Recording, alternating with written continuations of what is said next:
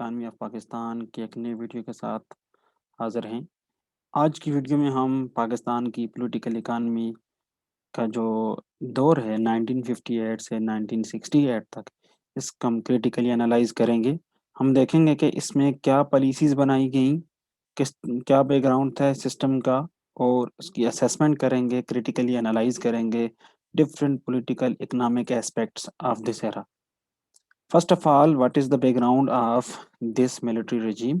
ये पाकिस्तान की हिस्ट्री का पहला मार्शल लॉ था, जो जनरल अयूब खान ने 1958 में कंट्रोवर्शियल मेथड से वे से उसको लगाया था और ये एंड हुआ जाके 1969 में। बहुत सारी ऐसी इवेंट्स हुए ग्लोबली एंड लोकली जिसने इसके फ़ेवर में काम किया।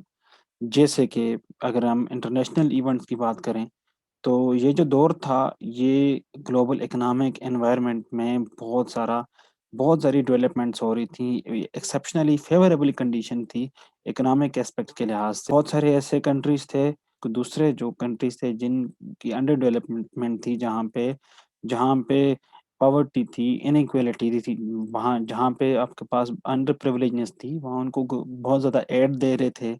उनके साथ ट्रेड रिलेशनशिप को एस्टेब्लिश कर रहे थे, ट्रेड रिस्ट्रिक्शंस को रिड्यूस कर रहे थे। उनको जो है वो इम्पोर्ट्स और एक्सपोर्ट्स के साथ में एंगेज कर रहे थे। जब इम्पोर्ट्स और एक्सपोर्ट्स में 2 कंट्रीज़ एंगेज होते हैं, तो उनके उनके दरमियान ट्रेड के साथ आइडियाज़ भी एक्सचेंज होते हैं, गुड्स तो चे और सर्विसेज़ तो एक्सचेंज होती ही होती हैं। कल्चर भी एक्सचेंज होता है, वहाँ पे नॉर्म्स एंड ट्रेडिशन भी चेंज होते हैं, वहाँ पे मेथड ऑफ प्रोडक्शन भी एक्सचेंज होती है और टूल्स एंड टेक्निक्स भी जो है उनके बारे में भी लोगों को अवेयरनेस होती है।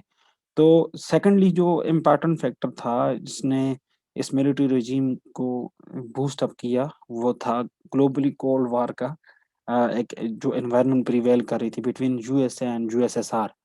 तो जो पाकिस्तान की पॉलिसी थी इस दौर में, वो तो ऑलरेडी पीछे 1951 में जो है लियाकत अली खान के अमेरिकन जो दौरा था, उससे डिटरमाइन हो गया था कि पाकिस्तान जो है वो यूएसए के ब्लॉक में है। तो इस दौर में भी जो यूएसए था, उसने बहुत सारी पाकिस्तान को massive financial and economic aid and support provide की, मार्केट तक एक्सेस दी, ट्रेड रिलेशंस को एनहांस किया गया। बहुत सारे इंसेंटिव्स दिए गए जिसने पाकिस्तान की इस जो रिजीम था, इस रिजीम में जो गवर्नमेंट थी इसको बहुत ज़्यादा हेल्प आउट किया यहाँ पे अपनी जड़ें जो हैं अपने यहाँ पे एक मकाम को एस्टेब्लिश करने में। फिर ये जो दौर था इसमें बहुत ज़्यादा एग्रीकल्चर में और जितने भी बाकी सेक्टर्स ऑफ द इकोनॉमीज़ थे, उनमें बहुत ज़्यादा साइंटिफिक काम हो रहा था, रिसर्च एंड डेवलपमेंट में बहुत ज़्यादा जो है वो उस जो सेक्टर जो था वहाँ पे बूस्ट था, जिसकी वजह से जो पाकिस्तान पे भी उसका जो स्पिल ओवर इफेक्ट था वो पड़ा और पाकिस्तान का जो एग्रीकल्चर सेक्टर था, उसने इस दौर में ग्रीन रेवोल्यूशन देखा। ग्रीन रेवोल्यूशन से मुराद क्या है? वहाँ पे हमने कैसे अचीव किया? इसको हम आगे अगली स्लाइड में जाके पॉलिसीज़ वाली में डिस्कस करते हैं डिटेल के साथ। और फिर उसके बाद पाकिस्तान का जो इंडस वाटर ट्रीटी था, उसने भी पाकिस्तान की इस जो रेजिम था, इसने पाकिस्तान को बहुत ज़्यादा सपोर्ट किया। पाकिस्तान में वाटर की अवेलेबिलिटी को इंक्रीज़ किया। पाकिस्तान का जो कैनाल सिस्टम था, वो एस्टेब्लिश्ड हुआ, जो कि बाद में काफ़ी अरसे तक दुनिया का सबसे बड़ा जो है वो कैनाल सिस्टम था। फिर पाकिस्तान में तरबेला डैम की इनिशिएशन हुई, वो एस्टेब्लिश्ड हुआ, इंफ्रास्ट्रक्चर डेवलपमेंट हुई। और उस इंफ्रास्ट्रक्चर डेवलपमेंट के साथ-साथ रिसोर्सेज़ की डाइवर्जन हुई from the international and global market developed countries से।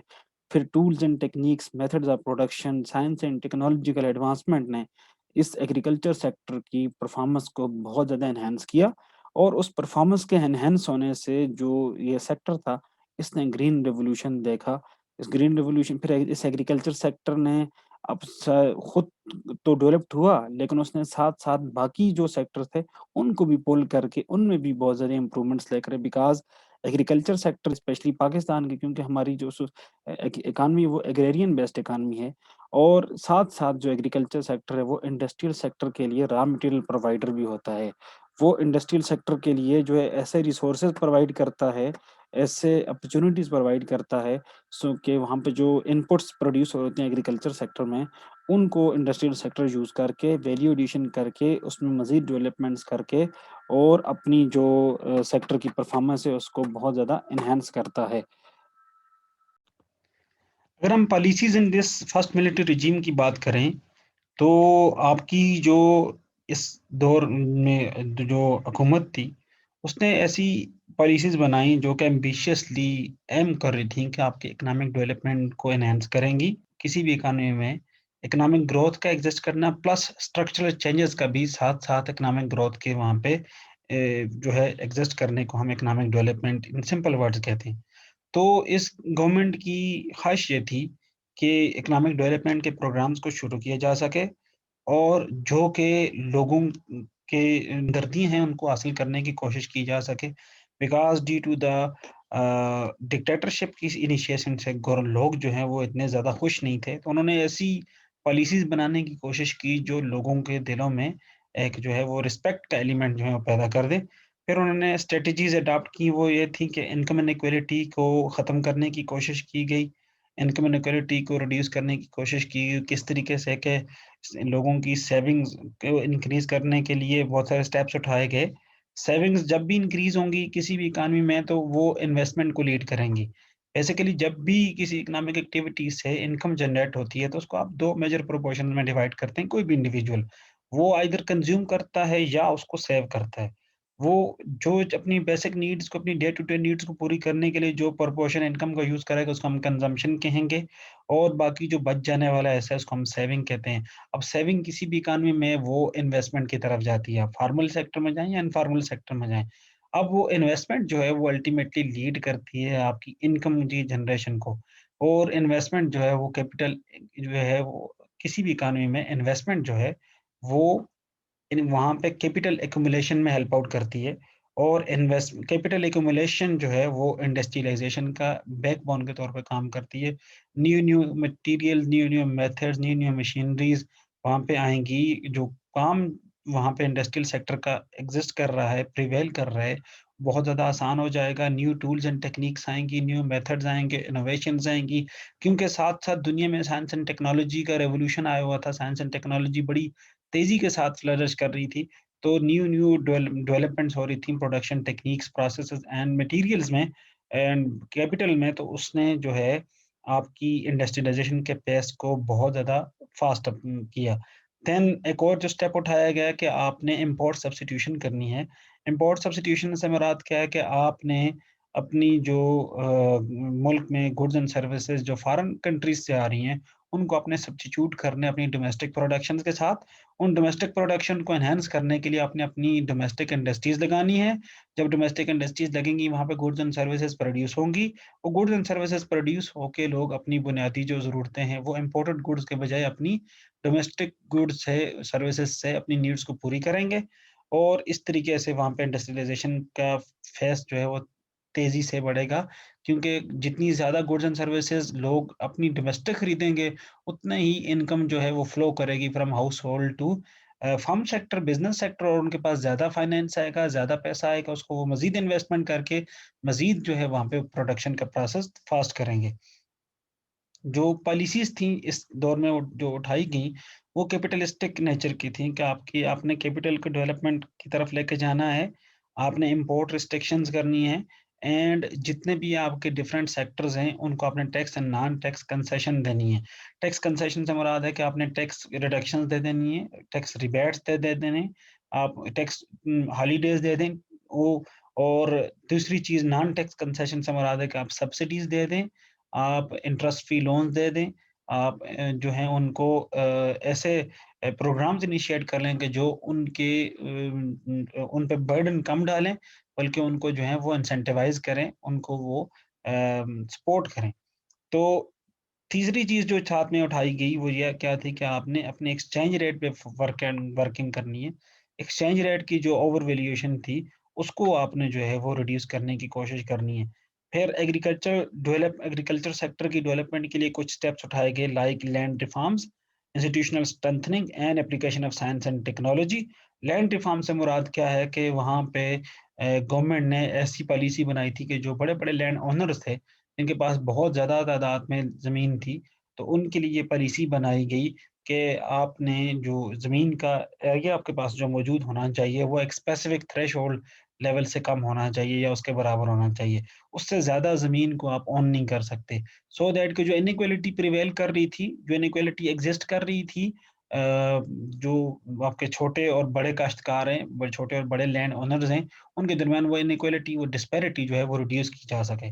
देन इंस्टीट्यूशनल स्ट्रेंथनिंग से मुराद है कि वहाँ पे ऐसे इंस्टीट्यूशंस बनाए गए जो एग्रीकल्चर सेक्टर की परफॉर्मेंस को एनहांस कर रहे थे, जैसे एस्टेब्लिशमेंट ऑफ ज़र तरक्याती बैंक, आपके फिर फार्मल और informal sources of financing, interest free loans, लोगों को एजुकेट करना, उनको बताना कि आप अपनी एग्रीकल्चर की परफॉर्मेंस को, एग्रीकल्चर की प्रोडक्टिविटी को कैसे एनहांस कर सकते हैं, उनको ज़्यादा मॉडर्न और डेवलप्ड सीड्स प्रोवाइड करना, और इसके अलावा भी उनको जो है वो वहाँ पे मशीनरी, ईज़ी लोन्स, इंस्टॉलमेंट पे उनको जो कैपिटल इक्विपमेंट्स हैं वो प्रोवाइड करना, जिन्होंने आपकी एग्रीकल्चर सेक्टर की डेवलपमेंट में एक इम्पॉर्टेंट रोल प्ले किया।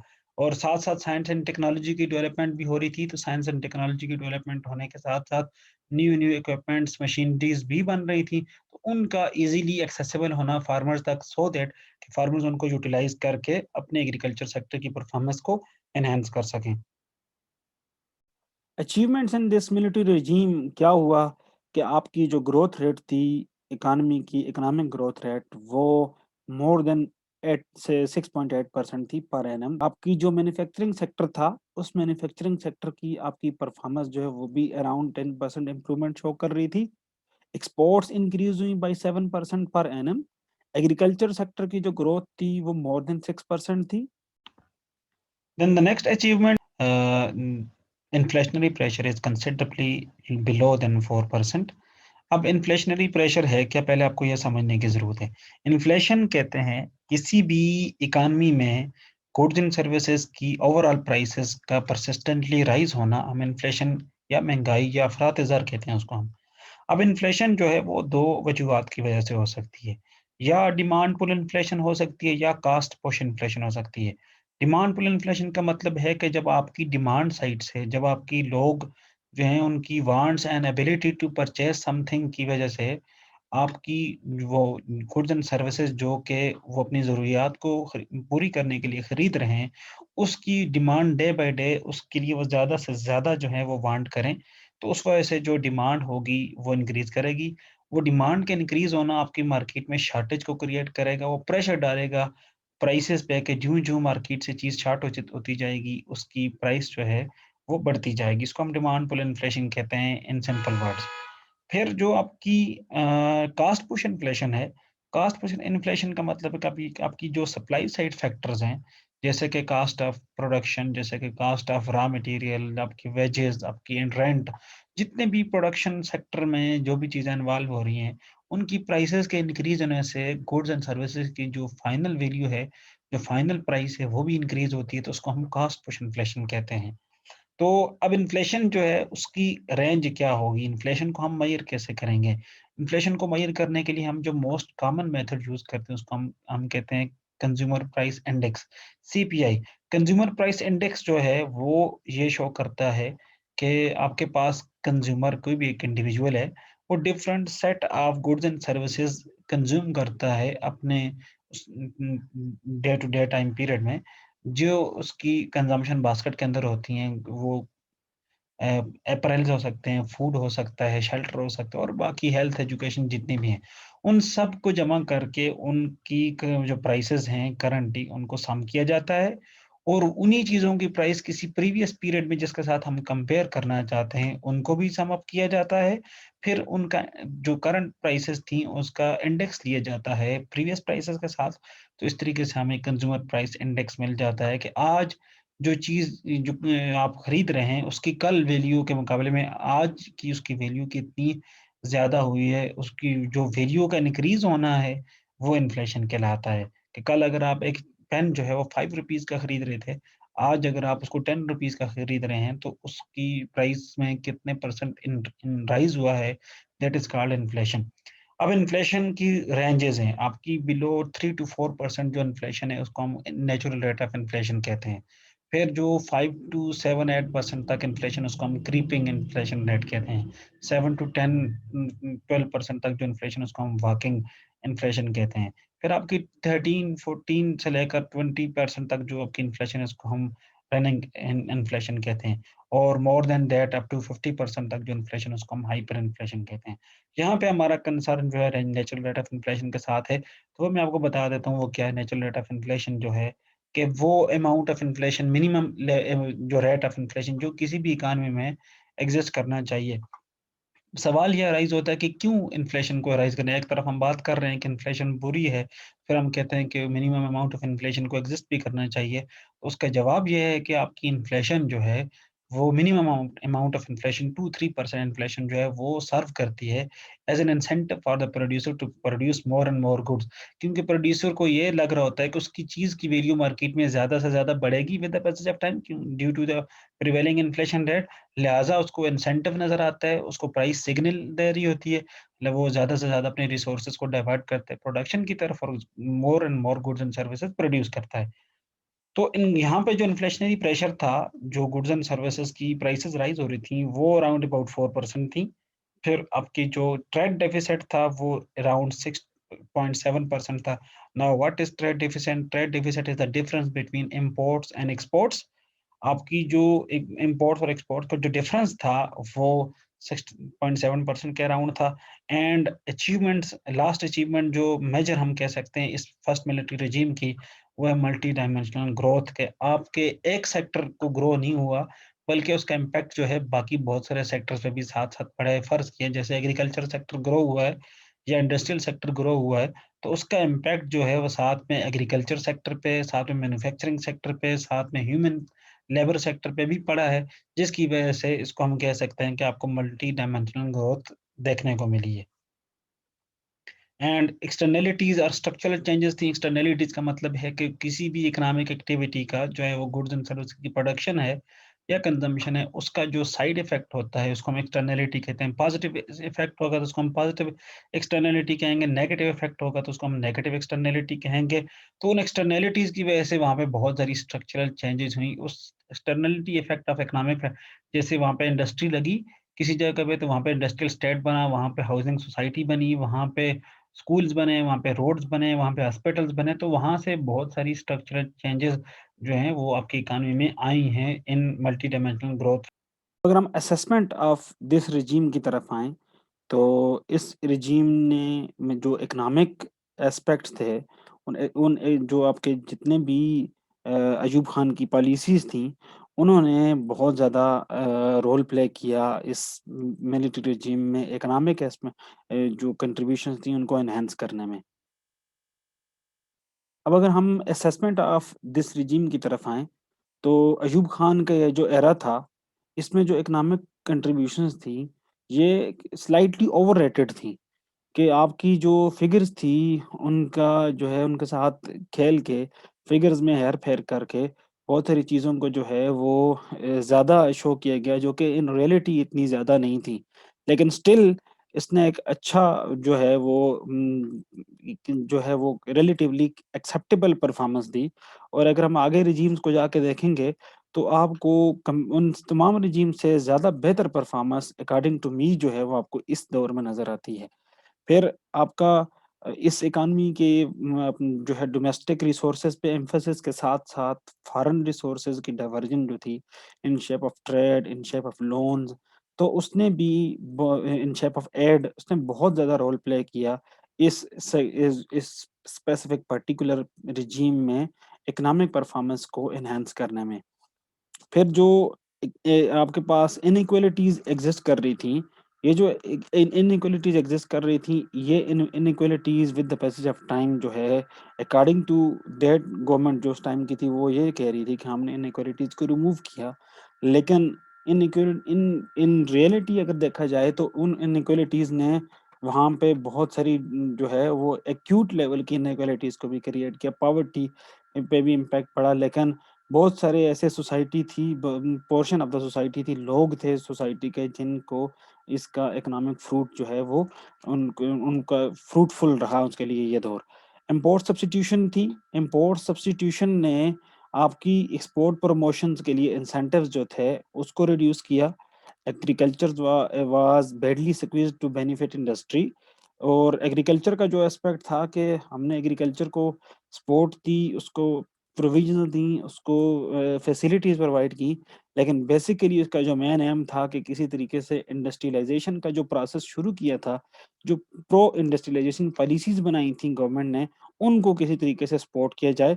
Because as I have discussed that agriculture served as the provider of the raw material, वो आपको वहाँ से इनपुट्स मिलते हैं इंडस्ट्रीज़ में यूज़ होने के लिए। फिर जो पॉलिटिकल सिस्टम था, आपका पॉलिटिकल सिस्टम ऑप्रेसिव किस्म का था कि कोई भी क्योंकि डिक्टेटरशिप थी, मार्शल लॉ था, तो freedom of expression, freedom of speech नहीं थी। फिर वहाँ पे अगर कोई भी ऐसा कोई रेबेलियन एक्टिविटी की तरफ जाता, तो उसको बैडली ऑप्रेस किया जाता था। फिर इकोनॉमिक सिस्टम जो है वो इनइक्विटेबल था कि उस वक़्त जब पॉलिसीज़ बनाई गईं, तो पाकिस्तान के जो चीफ इकोनॉमिस्ट थे डॉक्टर महबूबुल हक, उन्होंने निशानदेही की थी टॉप 22 जो फैमिलीज़ की, जिन्होंने पाकिस्तान की इकॉनमी पे जिनका ज़ेर असर था, पाकिस्तान की इकॉनमी का एक बड़ा हिस्सा जो है, वो उनके ज़ेर असर था, रिसोर्सेज़ उनके पास थे, इंडस्ट्रीज़ उनके पास थी, जो एक्सचेंज रेट पे कंट्रोल जो था उनका था। ज़्यादातर जो बड़ी-बड़ी इंडस्ट्रीज़, बड़ी-बड़ी जो गवर्नमेंट इंस्टीट्यूशंस थे, जो गवर्नमेंट की सब्सिडियरीज़ थी, उनके जो हेड्स थे, वो भी उन्हीं से एसोसिएटेड होते थे डायरेक्टली और इनडायरेक्टली। और स्टॉक मार्केट में तो था ही उनका कंट्रोल। तो उन्होंने जो है वो बाकी तमाम रिसोर्सेज़ को, बाकी तमाम जो लोग उनके साथ उनसे पीछे थे, कमज़ोर थे, उन लोगों को उन्होंने डायरेक्टली और इनडायरेक्टली पुश और पुल के थ्रू जो है, उन्होंने अपने मकासद की तरफ इस्तेमाल करने की कोशिश की। वो जो अप्रोच फ्यूडलिज़्म में होती है, वो वहाँ पे तो जो है वडेरा जो शाही निज़ाम होता है, लेकिन यहाँ पे जो बड़े-बड़े वो 22 फैमिलीज़ थी, उन्होंने इसी तरीके के वही चीज़ें बनाई, उन्हीं इंडस्ट्रीज़ को एस्टेब्लिश किया, वहीं पे फैसिलिटीज़ प्रोवाइड की गईं, वहीं पे गवर्नमेंट ने जो है वो रोल प्ले किया, वहीं पे टैक्स हॉलिडेज़ दी गई, वहीं पे इंसेंटिव्स दिए गए, वहीं पे सब्सिडीज़ दी गईं, जहाँ पे उनके अपने इंटरेस्ट मौजूद थे। और उन्होंने उन इंटरेस्ट को, उन फेवर्स को यूज़ करके अपने इंटरेस्ट को मज़ीद जो है अपने जो चंक था ऑफ द पाई, उसको ज़्यादा से ज़्यादा एनहांस किया। और उस दौरान जो वो लोग पिसे जो जिन लोगों के पास इतनी एक्सेस नहीं थी, जो लार्ज स्केल पे प्रोड्यूस या फार्मिंग नहीं कर सकते थे, जो स्मॉल स्केल के प्रोड्यूसर या फार्मर या इंडस्ट्रियलिस्ट थे, तो उन लोगों को बहुत ज़्यादा फिर उनके साथ नुकसान उठाना पड़ा। अल्टीमेटली फिर वो इस पे मजबूर हो जाते थे, या वो मार्केट में क्विट कर जाएँ, या वो अपने रिसोर्सेज़ जो हैं, वो औने-पौने जो हैं, वो डाइवर्ट कर दें, यही टॉप 22 कंट्रीज़ की तरफ। फिर जो कैपिटलिस्टिक सिस्टम था उस वक़्त, जो पाकिस्तान में अप्रोच जो थी इकोनॉमिक सिस्टम की, वो कैपिटलिस्टिक बेस्ड थी। और कैपिटलिस्टिक अप्रोच के साथ-साथ एक इंडस्ट्रियलाइज़ेशन का की भी जो है वो उस पे भी एम्फेसिस था। जो पॉलिसीज़ थी वो ज़्यादातर प्रो इंडस्ट्रियलाइज़ेशन थी। और इसका फिर जो इम्पैक्ट पड़ा, वो ये था कि आपने रॉ मटेरियल को इम्पोर्ट करना है। जब आप रॉ मटेरियल को इम्पोर्ट करेंगे, तो अब आपका जो डोमेस्टिक प्रोड्यूसर है, उसको कॉम्पिटिशन फेस करने को मिलेगा। जब कॉम्पिटिशन फेस करने को मिलेगा, तो उसकी चीज़ जो है वो क्वालिटी के लिहाज़ से, प्राइस के लिहाज़ से जो है वो कम्पीट नहीं कर सकती इम्पोर्टेड गुड को। लिहाज़ा वो मार्केट में उसको जो है वो मार्केट के शेयर नहीं मिलेगा, डिमांड नहीं मिलेगी। जब वो शेयर नहीं मिलता, उसको डिमांड नहीं मिलती, तो उसकी चीज़ सेल नहीं होती थी, या प्रॉपर प्राइस पे सेल नहीं होती थी। एडिक्वेट प्राइस पे नहीं सेल होती थी, लिहाज़ा अल्टीमेटली वो उनकी loss of income, loss of jobs को, और अल्टीमेटली वो जो वहाँ पे एक प्रोपोर्शन था प्रोडक्शन का डोमेस्टिक का, वो with the passage of time decline होता गया। फिर आपके जो एक्सचेंज रेट सिस्टम्स थे, वो ओवरवैल्यूड थे। ओवरवैल्यूड इसलिए वो किए गए ताकि आपके, और वहाँ पे पहले तो आपको ये समझने की ज़रूरत है what is exchange rate. Exchange rate is the value of domestic currency in terms of any foreign currency such as dollar, euro etcetera. जब आप उसको एक यूनिट की वैल्यू को अपनी डोमेस्टिक करेंसी की वैल्यू में देखते हैं, टर्म्स में देखते हैं कि 1 डॉलर कितने पाकिस्तानी रुपीज़ का ये एक्सचेंज रेट है। एक्सचेंज रेट बेसिकली यूज़ किया जाता है जब भी आप इम्पोर्ट एंड एक्सपोर्ट रिलेशनशिप में इन्वॉल्व होते हैं। आप कोई चीज़ खरीदेंगे तो आपको पे उनको पैसे पे करने पड़ेंगे जो कि आप कन्वर्ट करेंगे, जो भी इंटरनेशनल करेंसी है उस वक़्त डॉलर थी या जो भी थी। और जब आपसे कोई चीज़ खरीदी जाएगी, तो आपको जो है वो पैसे देंगे।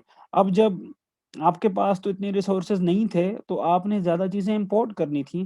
जब आपने ज़्यादा चीज़ें इम्पोर्ट करनी थी, तो आप वहाँ पे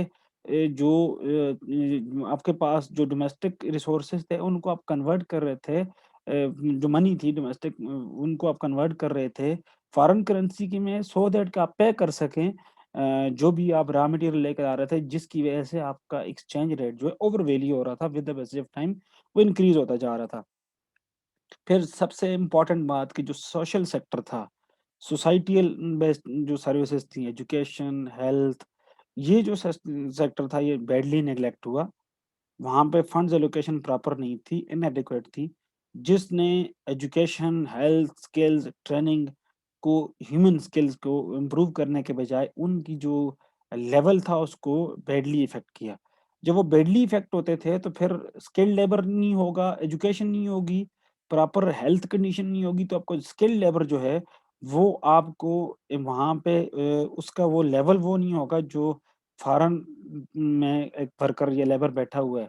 तो जब उसके पास education, awareness, knowledge, experience, health नहीं है, तो फिर वो किस तरीके से कम्पीट करेगा वो बंदा जो प्रॉपर एक ग्रेजुएट है, एक अपनी फील्ड का एक्सपर्ट है। तो फिर वो जो प्रोडक्शन करेगा तो फिर उसकी ना क्वालिटी होगी, ना ही उस फील्ड का वो इतना जो है वो से बेहतरीन तरीके की प्रोडक्शन होगी कि जो फॉरेन कंपटीशन को टफ टाइम दे सके। तो जब फॉरेन कंपटीशन को टफ टाइम नहीं दे सकती थी, जब इम्पोर्ट आपके मुल्क में आती थी, तो वो आपकी जो डोमेस्टिक प्रोड्यूसर की प्रोडक्शन होती थी, वो वेस्ट के तौर पे चली जाती थी।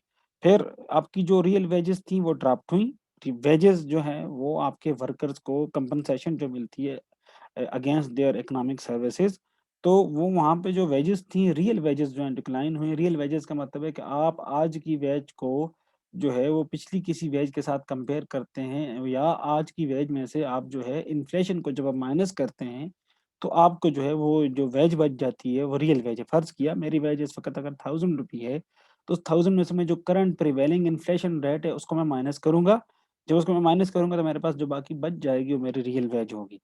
फिर रीजनल डिस्पैरिटीज़ थी, रीजनल डिस्पैरिटीज़ के कुछ एरियाज़ ऐसे थे, कुछ इलाके ऐसे थे, जिन्होंने डेवलप किए। हमने पिछले जो हमने रिजीम किए थे, उसमें भी हमने बात की थी 58 तक, कि वहाँ पे भी रीजनल डिस्पैरिटीज़ बहुत ज़्यादा एडवांस्ड हुई, बढ़ी, क्योंकि जिन इलाकों में इंडस्ट्रीज़ थी, जिन इलाकों में वहाँ पे इंडस्ट्रियलाइज़ेशन का प्रोसेस शुरू हुआ था, तो वहाँ पे तो डेवलपमेंट थी, वहाँ पे तो एडवांसमेंट हो रही थी, वहाँ पे तो लोगों को जॉब्स मिल रही थी, फिर लोगों के इनकम लेवल बढ़ रहा था, फिर लोगों का लिविंग स्टैंडर्ड इम्प्रूव हो रहा था।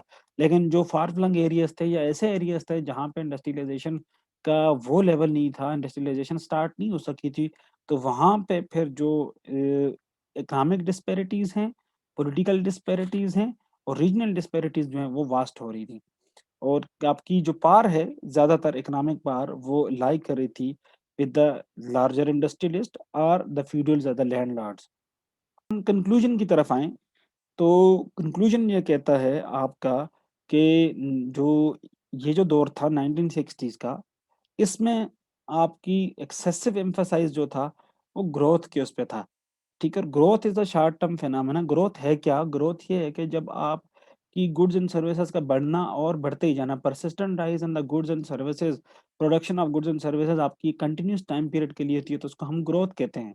तो ग्रोथ जो है वो सिर्फ़ किसी एक सेक्टर की परफ़ॉर्मेंस को वहाँ उसकी प्रोडक्टिविटी को, उसकी प्रोडक्शन को एनहांस करता है और उस ग्रोथ का इम्पैक्ट जो है वो दूसरे सेक्टर्स पे पड़ता है, लेकिन उसके एसोसिएटेड लिंक सेक्टर पे पड़ता है।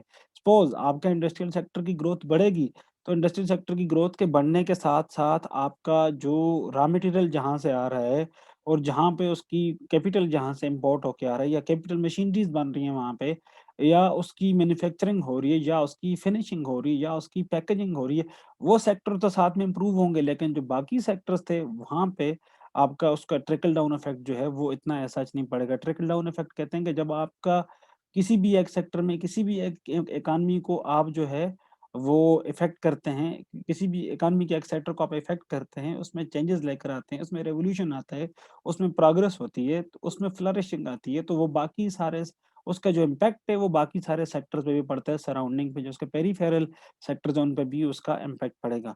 और हमने इस दौर में ग्रीन रेवोल्यूशन देखा, उस ग्रीन रेवोल्यूशन के लिए जो इकोनॉमिक पॉलिसीज़ थी, वो काफ़ी हद तक साउंड भी थी, काफ़ी हद तक बेहतर थी, लेकिन बहुत ज़्यादा बेहतरी की गुंजाइश मौजूद थी, इससे बहुत बेहतर परफ़ॉर्मेंस हो सकती थी। अगर आपके लीडर्स जो हैं, अगर आपके जो पॉलिसी मेकर्स हैं, वो फ़ोर-साइटेड होते, अगर पॉलिसीज़ में कंसिस्टेंसी होती, अगर आपकी जो है वो एक सेक्टर के बजाय आपकी कंक्लूसिव ओवरऑल ग्रोथ की बात करते, बाकी सेक्टर्स को भी इतनी ही इम्पोर्टेंस देते जितनी एक सेक्टर को दी, तो आपकी इकॉनमी की परफ़ॉर्मेंस फ़ार बेटर हो सकती थी।